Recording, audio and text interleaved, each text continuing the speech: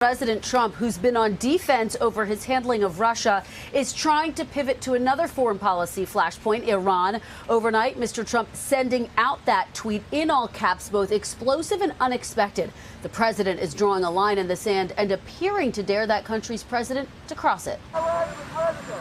Overnight, President Trump unleashing a Twitter tirade, warning Iranian President Hassan Rouhani that if Iran threatens the U.S., it will face severe consequences. The president tweeting in all capital letters just before midnight, "Never ever threaten the United States again, or you will suffer consequences the likes of which few throughout history have ever suffered before. We are no longer a country that will stand for your demented words of violence and death. Be cautious." Mr. Trump's fiery tweet appearing to come in response to Rouhani cautioning the U.S. against further retaliatory action towards his country, telling a group of diplomats the United States should avoid inciting Iranians against the government, saying, "America should know that peace with Iran is the mother of all peace, and war with Iran is the mother of all wars."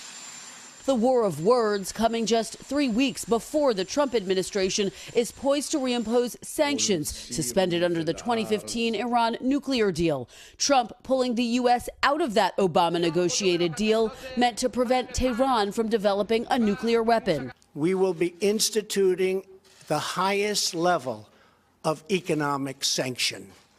Any nation that helps Iran in its quest for nuclear weapons could also be strongly sanctioned by the United States. Bigger sanctions from the Trump administration, scheduled to take effect in November, are aimed at cutting off virtually all of Iran's global oil market.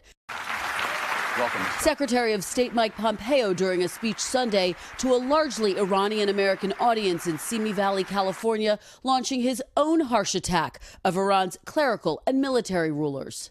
The level of corruption and wealth among Iranian leaders shows that Iran is run by something that resembles the mafia more than a government. The president's threat to Iran reminiscent of his fire and fury comments directed at North Korea.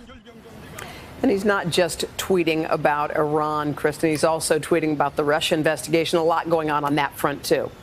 Oh, absolutely, Hoda. And amid criticism that he hasn't been tough enough on Russia, President Trump is again lashing out at his predecessor, tweeting overnight. So President Obama knew about Russia before the election. Why didn't he do something about it? Because it's all a big hoax. But now that tweet is coming under scrutiny. The president's assertion that Russian meddling is a hoax comes after the president spent last week trying to clean up comments that he made during his Helsinki summit with President Vladimir Putin, in which Mr. Trump indicated he believed Putin's denial of election meddling over U.S. intelligence agencies who pointed the finger squarely at the Russian leader. The muddled messaging comes as the White House is planning a second Putin summit.